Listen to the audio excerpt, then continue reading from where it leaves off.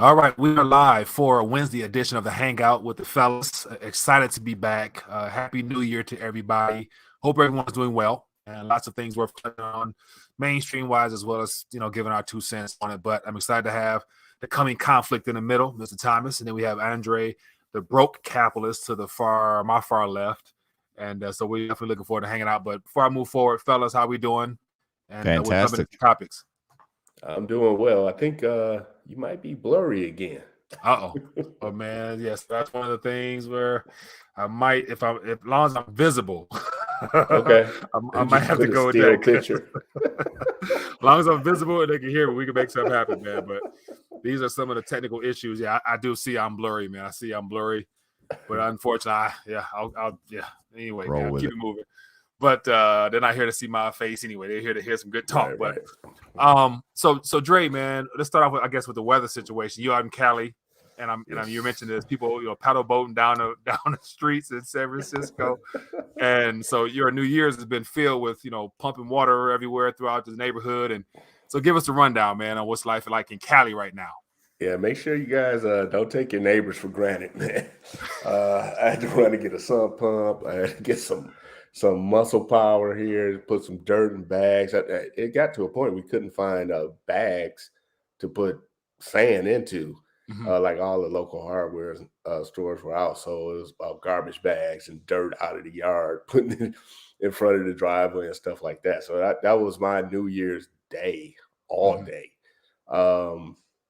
And it was kind of weird in that you had the water level went up really fast. Well, relatively fast, to the point where you had creeks overflowing in the neighborhood, just about to crest and overflow, which is significant here because we're not that high above the water line. And then all of a sudden, like a half hour later, like say around 4 p.m, we noticed like, oh my God, this creek is about to overflow. Like we had roads in the neighborhood shut off, cars floating in water type of thing.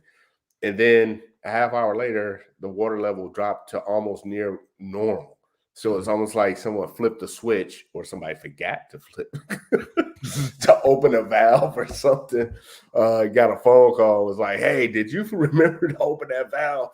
And like a half hour later, the water went down to kind of normal levels. But now, today, we're supposed to get what's been deemed a Category 5, whatever. I don't cyclone. Category 5 rainstorm. Rainstorm. I just heard a moment ago. They're going to start. They're talking Category about 5 showers.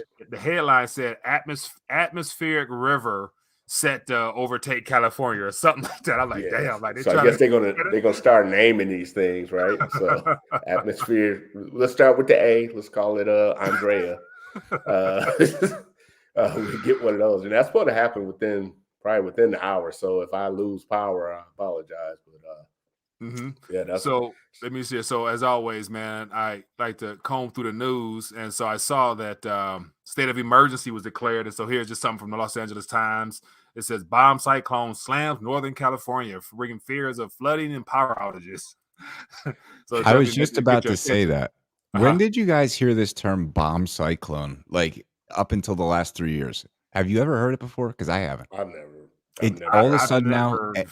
Yeah, go ahead. Any event it's a bomb cyclone. It's a bomb cyclone, and we're gonna make a map, and it's all gonna be red, and we're gonna put it on TV. It's like that descriptive. It's that adjective that's designed to encompass so many different narratives all in one. A bomb and cyclone is coming. Like this is a real deal. A nuclear machine gun is coming. Yeah, it can't just be a lot of rain. Right, because that's what it is, a lot of rain. Right.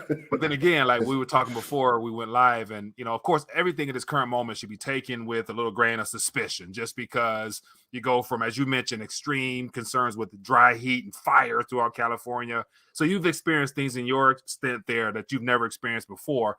And it's not by coincidence, of course. And everybody in this side of the world is, hip to the idea that HAARP and weather modification is real. And so it's happening throughout the world for decades now. And so my question is, why California? Why now? Like we had the cold front come through and wipe out the entire, whatever it did. And then now here we got excessive water that's probably just beginning in Cali. Why? What's the agenda? Well, my belief, until I'm proven wrong, is they want an excuse to print up as much money as possible. So in California, you have a legislature that'll, sign off on the governor's checks. And you the same thing in New York with Buffalo, right? So a situation is created where you have this extreme drought, which could have been alleviated if they didn't. So there was plans in place under Governor Brown. This is several governors ago, where you go into these vast areas and trim trees and create fire lines. And then they took away all the money for that several years back. And under the orange guy, Trump, he was suggesting during one of those big fires seasons we had, that California should put more money into that program, and everybody laughed at him, right? It's like, you're not going to be able to fight fires with just putting in a fire line. But that wasn't what he was saying. Hey, I need that light. Your light, man. Your light guy. Right. The fire line. Those fire lines do help. So now you have years, summer after summer of dry weather, which means your soil is going to be super dry. And now you just saturate that dry soil with a bunch of rain. You're going to get a lot of movement in areas where we always have earthquakes here anyway.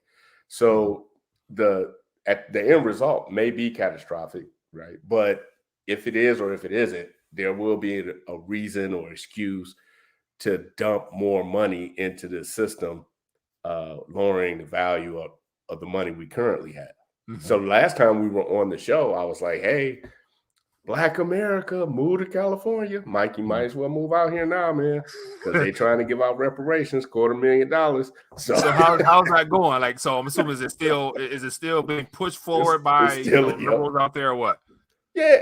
Well, who gonna say no to it, right? So think about it. Like, I'll say no to it, kinda. But hey, I'll take my money and run. Here's the thing: they're gonna create the currency. They're gonna send it to Ukraine. Why not? Why not let something like go in the U.S. But that's the whole thing. I don't agree with this reparations crap. But if you're a black person in California, and if you're anybody in California, and you say no to this, you're either stupid or they're going to call you a racist. So either way, you might as well take the money. It's a lose-lose situation. Hey, I would take it, go straight to some bullion bank, cash out, gold and silver out. Next day, declare I lost it in a boating accident. But yeah, exactly. That's my plan, right? But so I'm sorry to cut you off. So somebody's watching. Rolf says. He says it's $250,000 for anyone that identifies as identifies as being black or actually, because nowadays, I mean, they let a lot of things slide if you identify certain ways. Right. So you get that going. So you can't say no to it. Like, the urban Black American community is not going to say no to that. And then white people here feel too guilty to say no to it. And anybody else, there's not enough numbers to say if they do say no, it won't matter. So I for the first time in my life, I actually see this possibly going through, not for my benefit, but for the benefit of those people who want to destroy this, what we have from the inside out, and using us to do it once again. Didn't California recently pass out anti-inflation stimulus checks? Like a few months ago? So okay, it makes sense. So gas money. They're giving out gas money. I got betting odds on California to either break off and drop into the ocean or be the first state to collapse and then contagion the rest. Yeah, no amount of money. There's going to be at that point. There's going to be a lot of rich African Americans trying to swim back to freaking Idaho and Nevada. Yeah, right. Nah, man. As soon as we get that money, it ain't gonna be worth nothing. I got my $250 million check, and now my apples cost $1,400. But think about this though.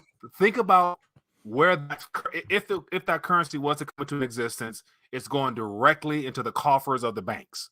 So all the too big to fail banks will have an instant deposit into their system from the government for was it 50 billion or 20 billion, whatever the total number is supposed to be instantaneously. And of course, they use the funds to do what they got to do with it. So that's a good point. You know, like the likelihood of people coming to withdraw that at one time is not likely, but they will use their cards to swipe. They're gonna be down Hollywood Bullet or whatever, swipe until that reserve. What is that? Fractional reserve banking. Correct. I mean, they just loan that money 20 billion out. is going to be sitting in the bank's coffers. They're going to end up depositing that at the Fed, earning interest on it. So that might be the new model, like a bail out, bail in type of thing all at once. Like we're going to give these people who don't have money and possibly have risky banking habits, so the bank's probably underwater. We're going to say they deserve reparations and just dump a bunch of money into their accounts, which simultaneously it's like a bailout, bail in, like they did in Greece and Lehman. Both. Two birds with one stone. You're liquefying the banks, even though they already flooded with cash. And also, you're like from a sympathy standpoint, you're making it look like you care about history and all the things that the country's been through. So when come 2024, when it's time to have a Democratic-led Newsom going for president, you're gonna have a lot of Californians wanting to because they're being bought off well. Because now 250 going to immigrants too. People coming from the border, they're gonna get a chunk of that too. Because because as always, whenever the government gives out, they never do a good job of making sure it goes where it's supposed to go. So you have people from Mexico getting $250,000 too. So it's gonna be a crack shot for sure if we get to that point. But here's a thought that was just shared. I said this is from Dr. Moda. It says Cali government inauguration is Friday. Don't want angry crowds. He says weather warfare keeps people away. Same go with the smoke fire. So just another that's a good thought point from California. So. Yeah. Well, yeah, man. That was funny. I mean, they can make it rain in the desert, right? I mean, there was news stories about that going on in was that Dubai or something? They were just like, hey, we need more rain. They just called it. Company. Was it I think it was somewhere in the Middle East where rain is not too common. They had a severe flooding to where it came through and just the streets, cars floating down the street. So once again, abnormal weather area where it's not common. Let's just know that anything is possible when you have a greater agenda. And so I'm trying to think. So there's HARP, and that's in like Alaska, right? But then there's another facility in China, and they just successfully did weather modification publicly, but they also created a sun. Like they created a sun in the air that everybody saw, and like most Western scientists were like, okay, theoretically, for all we know about this, this could just turn into a black hole and suck the planet into it. It's cool, but what the hell are you doing? You got a sun burning above however many million Chinese out in, whatever Western province. Yeah, here's a little headline. It says China's artificial sun burns 5 times hotter than the real thing. Yeah. And so it was outside. They showed a video of the thing going up in the air, and it was at nighttime, and that boy lit up the entire region as if it was the sun. So wow. And so it's already operational and it's ready to go. So it's like, what do you need that type of technology for? Like, what really will it do? Will it, power China? They trying to work them that hard? Yeah. Like, keep the thing going to sleep at all. You ain't going to let it go down. We're keeping the lights on. We got these iPhones to make. 24/7. No excuse whatsoever to not be able to go to work when you got artificial sun outside. Man. So it's the 4th day of January, man, and one of the things that's been on my mind, which is pretty much off topic, but it's the whole Monday Night Football and the player that went down and all the things is being talked about daily. And so between destruction from the weather, the health situation still out there as well.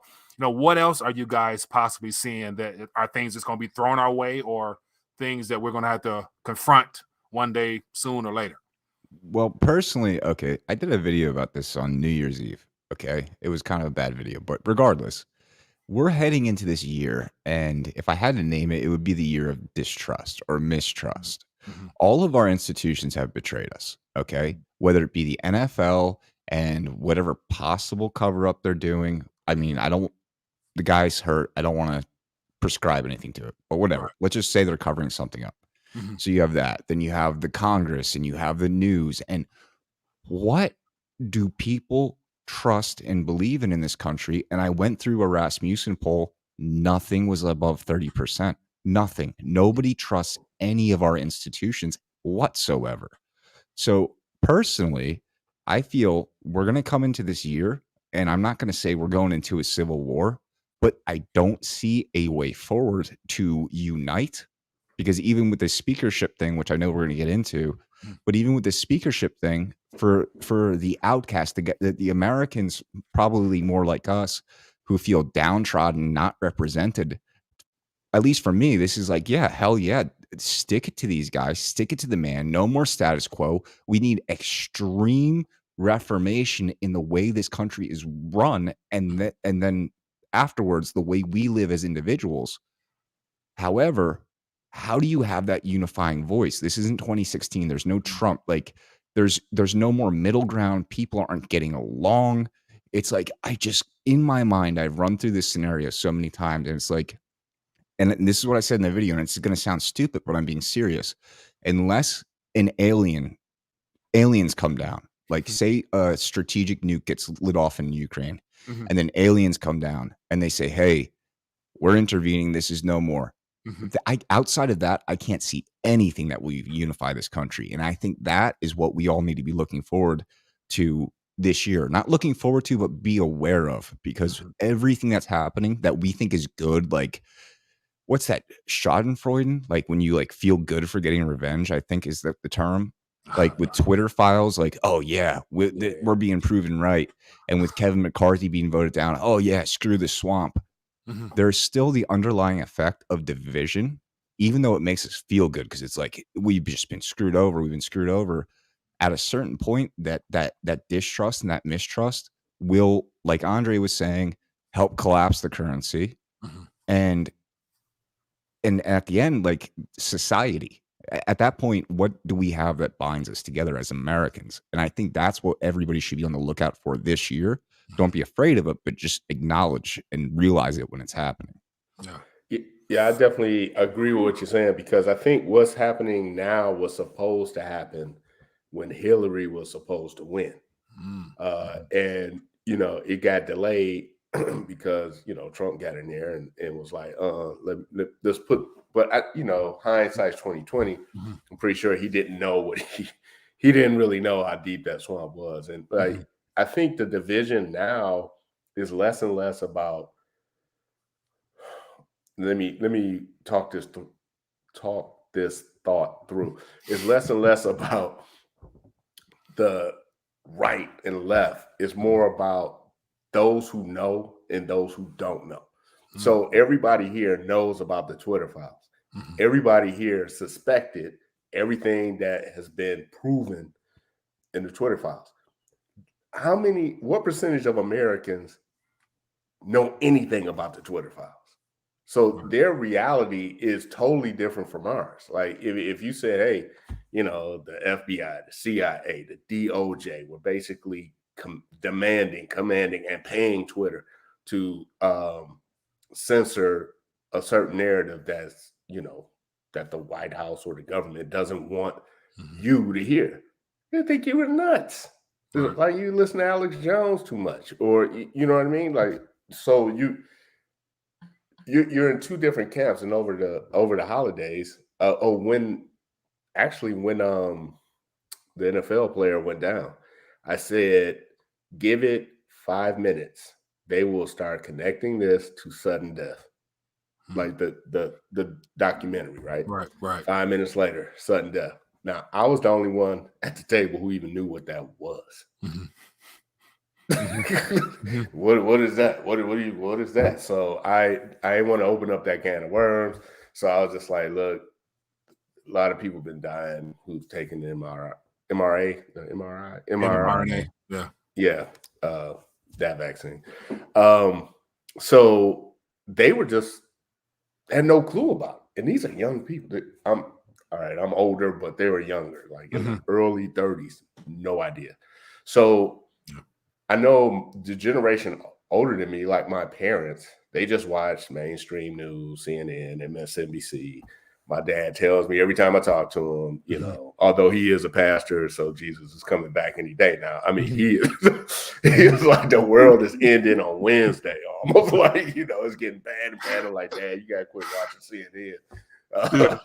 And then the younger people, they're watching TikTok. So no one's getting like factual information. Like, where's... I found this. There's this poll by Rasmussen that I will, if it's all right with Mike, share, but not speak anything about it. Just give me 1 second. You guys keep talking. No problem. So to both of you guys' point about this year, like, you know, we're 4 days in, and there's so many. You know, so we have, okay, as I mentioned, the health situation is going to ramp up just because, you know, we're only hearing majority about the celebrities. People who have a name for themselves are the people who are being put on the front of paper, put on the front of tabloids. How about the average Joe and Jane down the street who in your neighborhood that has also succumbed that we'll never hear about?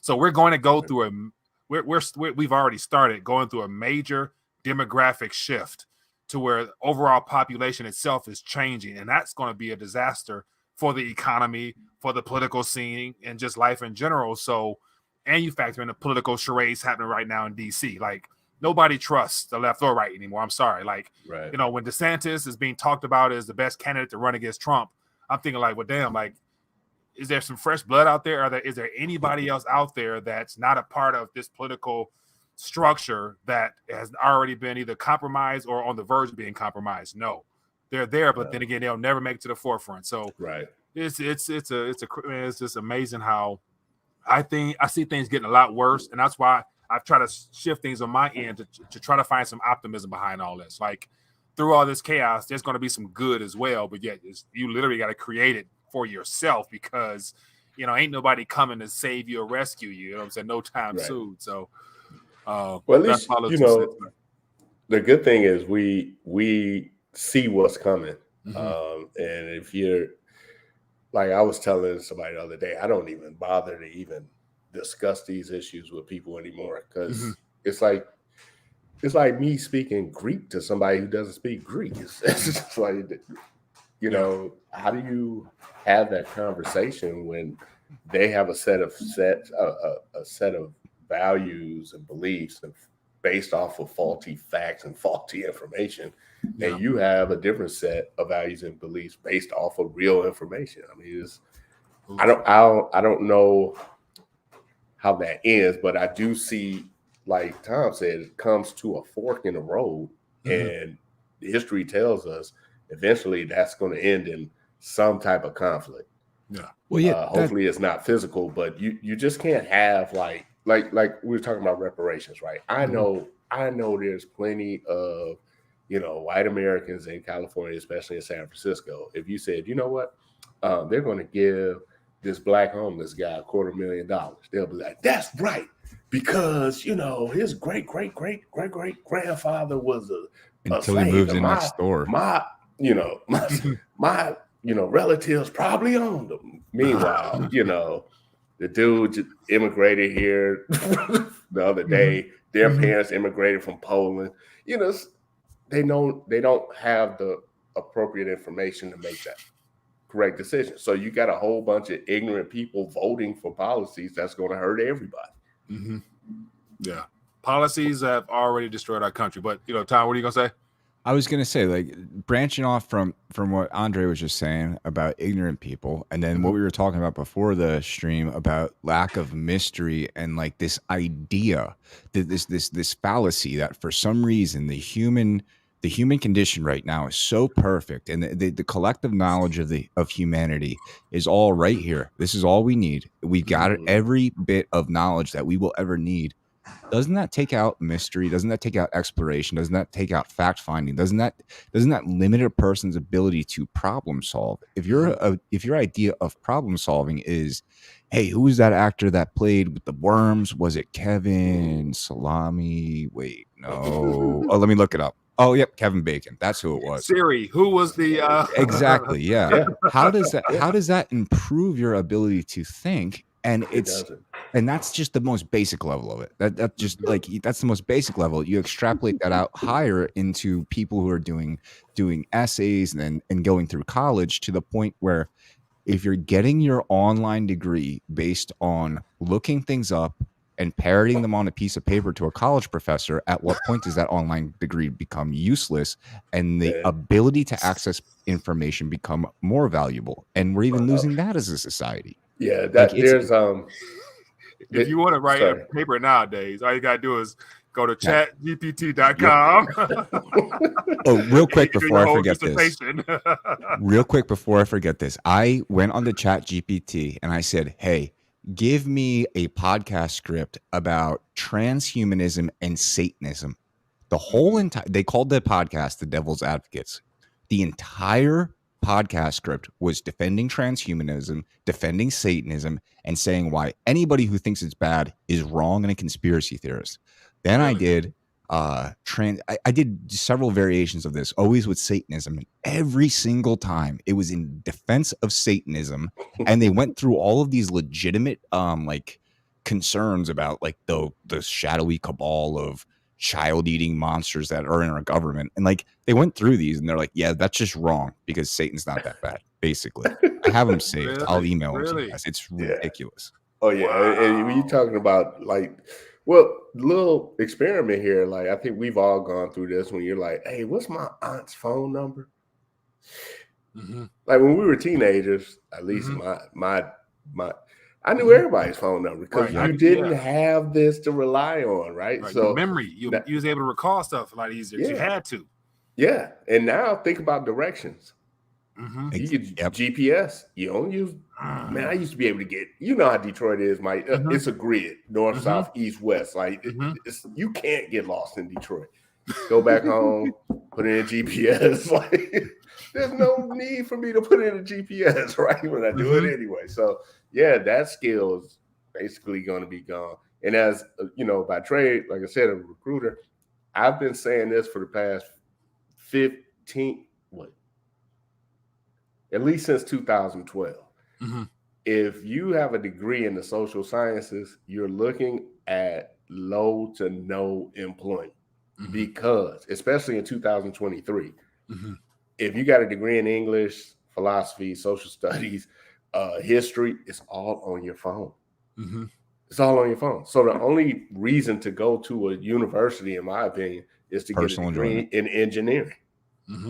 Some type of engineering, something physics, mathematics, mechanical, computer science, computer engineering, electrical engineering. Like other than that, and there's a time limit to those fields as well, just because with robotics. So you factor in the machine learning and robotics together. I've seen some surgeries done by machines and the programming things like that. So I mean, but that's all a part of their agenda. They've told us that the future doesn't need human actual labor. And so and so that the world I forgot his name, the World Economic Forum's Yuval, whatever that Yuval Noah Harari, right, he was talking about how literally like mankind is useless, like what will you then do with your life when you're no longer needed? I'm like, damn, like to see that's some demonic satanic type of stuff right there. So they're basically saying that your existence is pointless from that point on because we don't need you other than to be slaves. But you got all these robots and AI or whatever else out here. Then what do you need humans for? You know what I'm saying? Oh, you guys see the automated McDonald's in Houston? Yeah, it's kind of cool. I won't lie. Like it's pretty freaking neat. I feel bad for whoever lost their job, but it's as a business owner, if I own that particular franchise, I would be more happy to do it because it cuts costs. So I can understand how it's beneficial. But then for the people who are crying about needing 17, 18 hours an hour, like you know what you're asking for. It's gonna be short lived if you get it. Yeah, and they had $20 an hour. $20 an hour for McDonald's not too far from me. It says we want mature adults only. I'm like, huh? Like, but that's a part of the criteria for McDonald's. Yeah. So I did a video probably, I don't know, it's years ago now. It was on Flippy the robot. And he was this robot was in Southern Cal somewhere, and he flipped the robots. And I was like, whoop, did it. You can't even graduate. You can't even be a high school dropout and work at McDonald's anymore. No, the day of the part-time job for the teenager, like we all grew up Yeah, with, that's it's gone. gone. It's absolutely. It's gone. I got my first job when I was 15 at a computer repair shop, and then I went to a Michael's Arts and Craft, and I had my grandfather was a graphic designer, and he forged my birth certificate, so it made me a year older, so I could get working papers because I wanted money. I wanted to buy Right. skateboards and stuff, and Right. I hire kids at where I work now. I hire kids like just to do very basic things, and it's like, oh man, this is ridiculous. These they have no social skills. They have no just basic problem solving skills. Like the phone is ringing, you hear it ringing, no one's around. What do you do? What? It's not a trick question. Answer it. That's all you got to do, and it's literally that bad. Oh Literally that man. bad. Oh man. Oh my Yeah, goodness. yeah. It's yeah, I say this all the time. I was on actually this background. This is a place called Gualala, California. I was there on this little mini vacation. I went in this like little grocery store, and they had a Time magazine. I did a video on this too. They had a Time magazine like special edition, kind of hardcover, and it had a robot in front of it. And this was like 2013 or something like that. And it was just showing how robotics were the industries that it had gained a foothold. Tesla wasn't even around yet. Not the current Teslas, like the old Roadster, I believe was, but like all the jobs that were being lost to robotics and will be lost to robotics. You know, you had automated garbage trucks in Sweden like 5 years ago, and in California during that time, garbage truck drivers were making six figures. So if they implemented a system like that, where are they going to find six figures again? Like you made six figures as a garbage truck driver. Not to You interrupt don't you. have any other skills. How are you going to maintain that lifestyle? You won't. You won't. So not to interrupt you. This is it though. This is like the positive side of this coin. Okay, because our economy is clearly, if not just contracting, derailing. So Right. in order to implement these robotics, you need some sort of capital to invest, or at least cheap credit. Both of those things are gone. Companies don't have that. So unless they have it now, at least in this country, I think at least for the future, we're buying ourselves time to give these kids some semblance of like learn how to build something with your hands. Then on the other side of the coin is all of these Atlanticists and these coastal elites that dream up these grand plans, like the World Economic Forum. Not saying they're not dangerous. They are. They're psychotic and they want to kill us all and reduce us to just 500,000 people on this earth. But they're also not very bright. They are a product of the education system. Just the same way the pink-haired Marxist that serves you coffee at Starbucks doesn't know anything about the world after spending 4 years in university. Neither does Klaus Schwab. These are coastal elites. They don't know how the rural, which makes up the bulk of this country, the rural parts of this country work. Even like Detroit, which is, I don't want to be mean, but like a third-tier city, I guess you would say now, because of what they Not did with it. anymore. No, Well, I guess it's getting better, yeah. But it's not it's coming back. It's coming back. It's not what it used to be. Hey, watch this. Cleveland. Oh yeah, okay. Cleveland's a better. Yep, that's a better. Gary, Indiana. Oh yeah. We can go there. That place is going through. It was a manufacturing hub as well back in its heyday. So, but do you think these places are just gonna real quick, like? You're talking about higher unemployment. You're talking about rural areas in the states that these cities reside, where maybe they don't even have internet or electricity in some places. So how the hell are you going to convince these people, oh, here, like take your phone, we're going to give you some money. And it's like, okay, this is good, but like, where the frig am I going to spend this at? So I do think there's hope in that. Like we do have this core in the country, in the center, that possibly could save us. Maybe. Yeah, I think, I always say there's no stopping technology. I don't know. I've encountered one time where there's been a technological advancement that the the owners of that technology and the market itself said, major players in the market was like, no, the market's not ready for this. You're going to put too many people out of work. And this was the Rust brothers back in the early 1900s. It had something to do with, I think, a combine or something like that. I don't know exactly what was going on there, but I read that a while ago. other than that, I don't know if you can't stop technology. So it's best to just be prepared for that. The scary thing about the technology that's coming out now, unlike like the car that displaced the wagon wheel maker or the carriage maker, they're displacing the necessity for human labor, period. Like, so what do you do with all these human beings, right?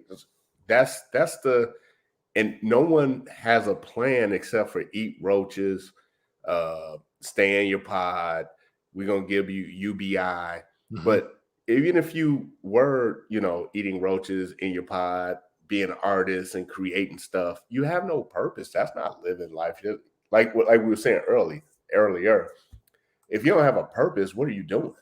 Right. And if they're taking your purpose away by replacing the necessity of your labor, you're looking at the world as Detroit 1985. Good point. And that's why the human spirit. Speaking of which, so here's just a little glimpse at that. The fourth industrial revolution, ultimately, which just goes to show throughout history, there's always an industrial revolution that takes place, and it does away with the old and brings in the new.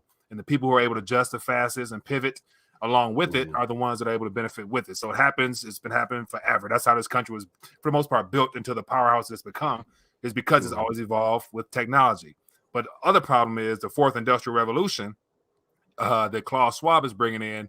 As you can see here, this is just some of the things, we have the tech sector taking over in a variety of subjects here. We got 3D printing and autonomous vehicles, system integration, cloud computing, all that stuff right here. So, to not be left behind, the best thing is to get involved in some capacity in these industries if you want to have a seat at the table at some time. So I reject that. Because I agree with it insofar as if you're gonna play ball, but I don't think any of us should play ball because this isn't the fourth industrial revolution. This is the Fourth Reich. That's what this is. This is social. This is the outcome of the eugenics projects of the 1920s.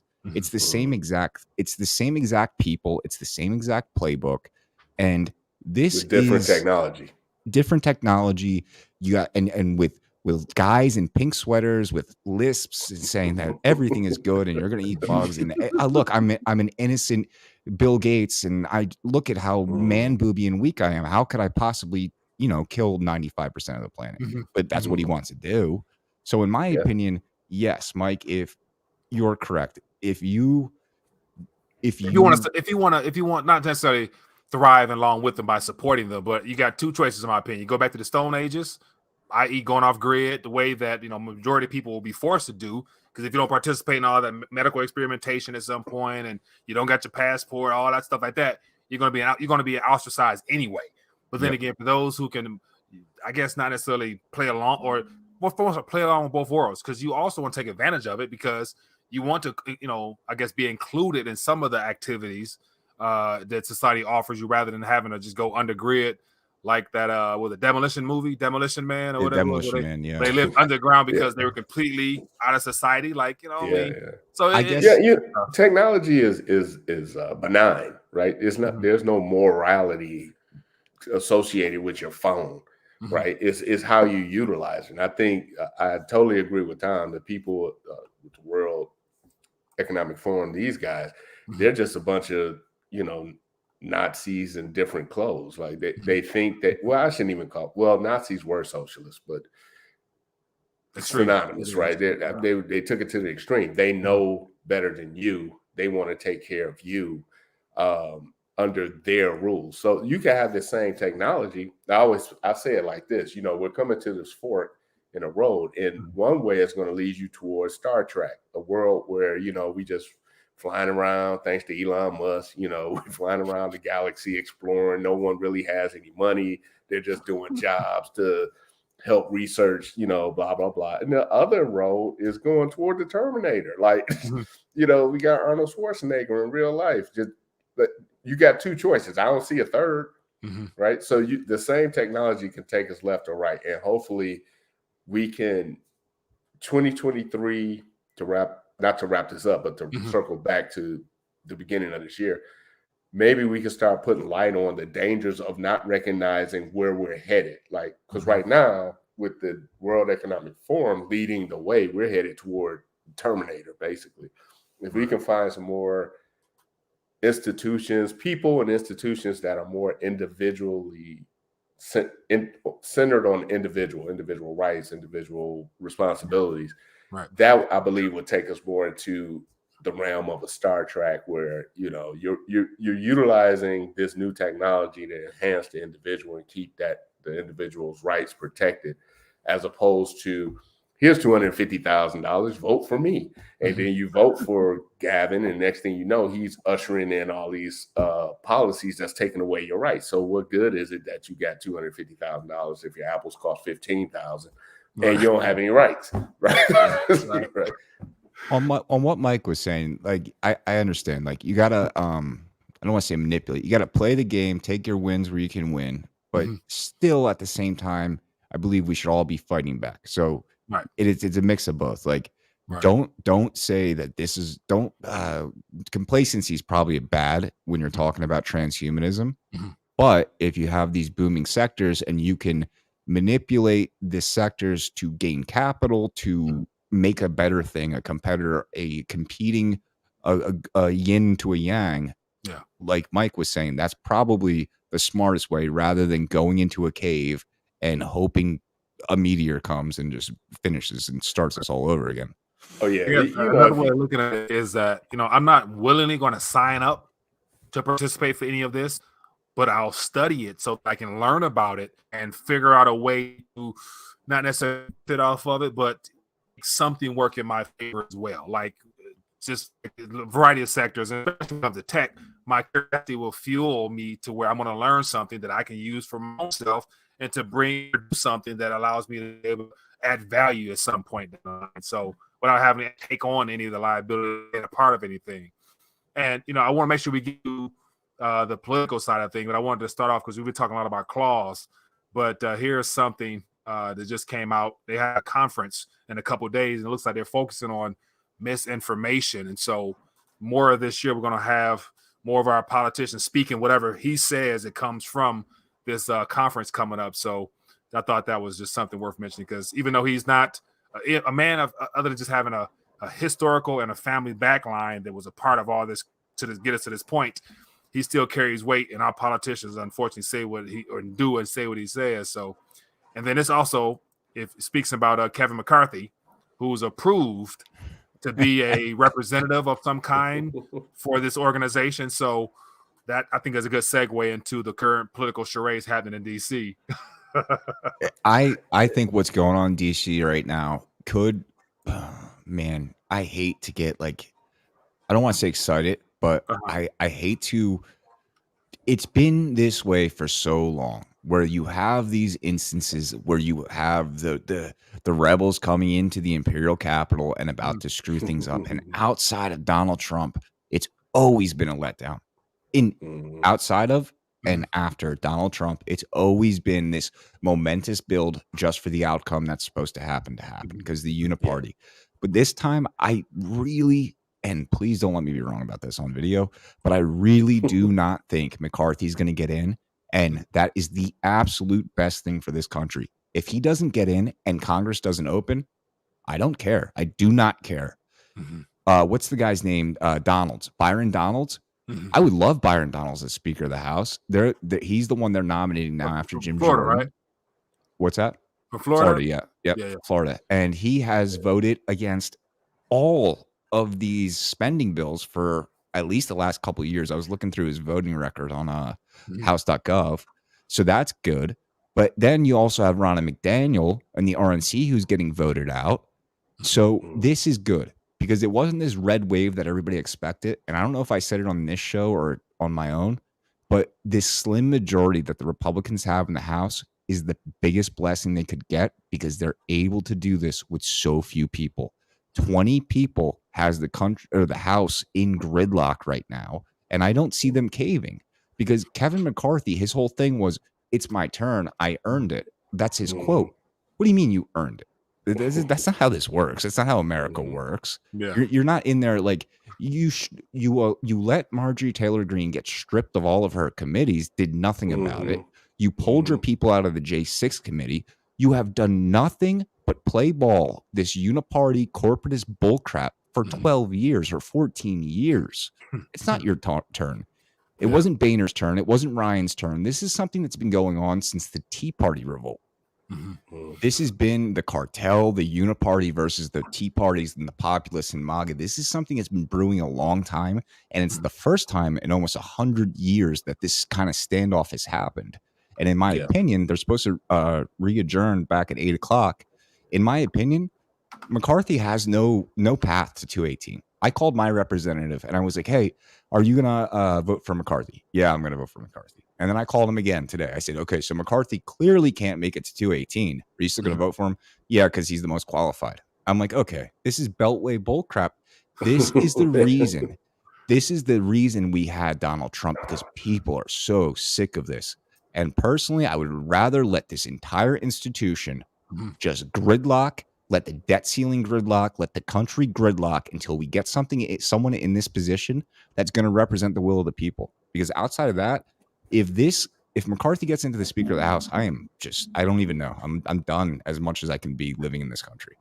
See, I haven't followed this much. So other than just, getting some of the highlights and stuff like that that's given to us, I lost confidence in politics in general. So, I know that having a person who talks big and bad is better than having somebody who we know is outright sold out to the globalists. But even still, what really can be done at this point to really reverse anything? All they can do is stall and buy time, in my opinion. Debt ceiling. The debt ceiling. They still have the debt ceiling. That is monumental. McCarthy met with McConnell. Okay. Again, going back to historical events, this is the first time or one of the very few times that an appropriations bill has been passed after the House or the Senate have switched parties. Generally, the opposite chamber recognizes, okay, the will of the people don't like what's going on. We're going to stall this appropriations bill to fund the government until the new Congress comes in. McCarthy got together with McConnell, and then they passed this $1.7 trillion omnibus bill. So now the only leverage that the Republicans have is the debt ceiling. They can shut the government down that way, and they need to. But the other thing too is people don't understand, the government's shut down. It's not shut down. It just forces the government to pay what they have to pay and not pay what they don't have to pay. And I am assuming Ukraine would be on that bill of things that aren't vital to keep the nation going and solvent. Right. So if they can hold up the debt ceiling increase, which I'm pretty sure, Byron Donalds already said that he would do, that's it. That's all the leverage we need. That's how we close the border. That's how we stop the fentanyl. That's how we stop the vaccines. That's how we stop all of this. Do these things or we don't lift the debt ceiling. Hey, that sounds good. Sounds and maybe good. somebody will be brave enough to mention audit in the Fed. Yeah. Because at the end of the day, I don't see a path to, let's say, I want to be a Democratic senator for this great state of California. Well, I got an advantage. I'm African American, right? So unless I just don't see a path there without being subservient to someone, some entity, going to the World Economic Forum, kissing the ring. You know what I mean? So whoever controls your money runs your country. And I think that's just been how it is since the beginning of time. And the fact that nobody except for one or two politicians ever mentioned, well, I can't say that. One or two politicians have mentioned the Fed and survived. I should say that. Ron Paul, well, JFK, we just heard the other day about those documents, right? The executive order 1004, whatever, was probably the reason why he's not around today. And then you had Jackson, assassination attempt on him, Lincoln, who, Franklin. I don't want to go down that rabbit hole, but he was planning on making the U.S. monetary system solid again. And that was a successful attempt on his life. So who's really in control of this thing? I don't think it's McCarthy. I just don't. I think for the first time, Donald Trump was somebody outside of that system and survived it. Now, did you mention earlier that Trump backs McCarthy? And I think it's a troll. I don't know, because he said it twice. I think he said it. I don't know. I hope it's a troll, but the way it was presented on Truth Social was like, look, this is probably the best we're going to get. Just get it. That was the first one. Is there a way for a Democrat to take control of that? Yeah. It's the whole chamber. It's anybody who gets 218. But the thing is this, if McCarthy or Jordan, if any of these guys would take Democrat votes to get elected, they couldn't govern. They couldn't at all. And right now, the Freedom Caucus has a motion to vacate rule that they are sticking to. They want one member to be able to bring a motion to vacate, basically a dissolution of the government, the same way it works in Europe. So you get one person. So what they were saying to McCarthy is this: hey, we'll let you get in. We will give you our votes, but we want a clause. We want a rule. One member is all it takes to kick you out if you don't do what you say you're going to do, because he's a liar. He sells his vote. This is not. Everybody knows this. So they say, well, we'll give you the chance. We'll let you be this conduit, but you need that motion to vacate. And what Marjorie Taylor Greene was going on about was like, oh, well, if we don't elect McCarthy, then we're going to get what's her name, Liz Cheney, or we're going to get Paul Ryan, because the Democrats will pile in. But the Democrats can't do that. They won't get reelected. So yes, to your question, Andre, it is possible for Democrats to pile into whatever candidate it might be to make up the difference of the votes, but it would be political suicide for the person taking the votes and the person giving the votes. So as we get ready to wrap this up, let's project some forecasts out there of what we could see. So you're seeing if McCarthy there's no way as of now him getting in, therefore there will be more political chaos in regards to the debt ceiling and all the other things they're going to try to hold above their heads. And then we have what else is out here on the forefront? We got the California weather situation. Yeah, it's raining now. It's raining hard. Yeah, hopefully that stuff doesn't become too problematic. And then we're still in the winter. It's here, so we can get another cold front come through here. And man, so what a hell that is the perfect summation, though. It is. We are right now being held hostage by this political situation and these Green New Deal ideologues who turn every weather event into a FEMA emergency. So yeah, that is perfect summation, Mike. Yep, between weather and freaking politics. So here's a question here from Todd. It says, which politician from either side is actively trying to repeal the Patriot Act? None. Yeah, that's not something you can talk about. Don't talk about that, or that'll get you killed. Yeah, any of the previous executive orders, anything like that. That's off limit. So I say all these politicians know how to toe the line on what they can and can't do. Everybody got a cause that they're allowed to champion while they're in office to make them look good on their way out, but they'll never touch any of the hard things such as auditing the Fed, Patriot Act, the NFA. And that's why I just, it's hard for me to have any confidence that it's going to iron out and help our country get back on a right path. And I obviously know that this is all coming down to a crash and burn landing. So I don't think we should get back on the right path. I think we need to hasten this collapse. And that might sound nihilistic, but I think we need to hurry this thing up and get it broken so we can fix it, because we can't build a freaking new house on all this gravy and mashed potatoes that we have right now. I'd rather break it prematurely so that they can give those globalists a chance to automatically institute their own agendas to build back better plan, because a lot of stuff hasn't been passed fully. They want a total of 70 trillion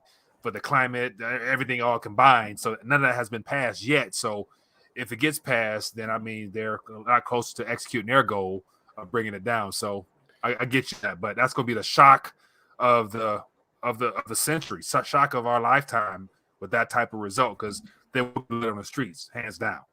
Riots, looting. Yeah. It's going to get crazy if it was to happen. So, but it might be in our cards anyway. So, I mean, I don't know. Who knows, man? All right, gentlemen. Any last words, man? This is, I think, a hell of a way to bring in a new year, because we got a lot more ahead of us. But let's end on a good note. Any good news out there? Well, I will say this: although it's a bunch of bad news being exposed, I think the effect of it hasn't been as big as I had hoped it to be. But the fact that the Twitter files exist That information is always going to be there. You can tell people to go look at this stuff because sunlight is the best disinfectant. And that's like the only thing that so far looks like it has a chance of taking us off of this road we're on. Exposure of how the government has created our reality via narrative, right? And if more and more people were exposed to that reality, maybe they'll stop just blindly voting for politicians who don't have our best interests at heart, but have the World Economic Forum's ideologies at heart when they vote in the Congress. Yeah. But that, honestly, for all of 2022, that was probably one of the best things that happened. Hopefully it'll keep having an effect and more people will start seeing it. If those people in the chat, if you haven't looked at the Twitter files, it's probably number 9 and 10 now. Definitely worth looking at, saving and sharing with a friend. I wonder if there's been somebody putting together a summary of everything, a quick, was it Twitter files for dummies? You know what I'm saying? Just something to get you caught up to speed. Because once again, most people, as you mentioned before, are oblivious, and your average Joe don't care just because that don't affect my pockets now and whatever else. But anyway, sorry, Tom. No, yeah, sorry. For that, I think Gateway Pundit has done that. I think they've compiled them all up until now. And then as far as good things, piggybacking off what Andre said, is all of these bad things are actually good things. Because it's just like the church commission. Like we have a lot of terrible things that are coming to light and that normal people are waking up. And even if it's not a lot, it's compounding. It's one thing after the other. In this last year, I can't imagine how many people now know who the World Economic Forum is. How many more people now know like this whole globalist agenda. Like, and how many more people now know, like, if you're being called a conspiracy theorist, maybe listen a little closer to what that person is saying. So I think in the combination with what Andre is saying, all of these things that are being revealed, all these wrongdoings, and then in combination with all the people that are waking up, we have this permanent record of scars on our government and our society, not just here, but in the entire Western world.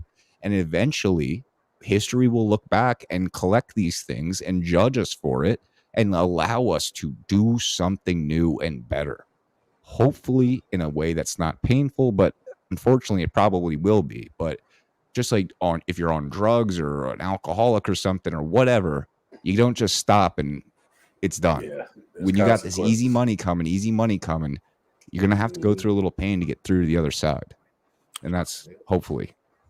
Good stuff, man. So let me just give you guys a quick shout out. So we got the Coming Conflict on Rumble, Mr. Tom over here, then Andre below, the Broke Capitalist on YouTube. Great content creators, man, to share their opinion on a variety of subjects. So appreciate you guys, man, for joining us for the first Hangout of the year. It's always good to connect with like-minded people and just learn a lot because this political side as well as the situation in Cali, I think you're bringing it to the forefront here. So I appreciate you guys for doing that. And keep plugging away, man, making a difference and carving your mark out in this craziness we're all experiencing, man. But thanks for joining me, fellas. As always, for those tuned in, have a blessed night. See you shortly. I'll probably do another live stream. But thanks for joining us and see you guys later. Peace. All right, guys. Happy New Year's, everybody.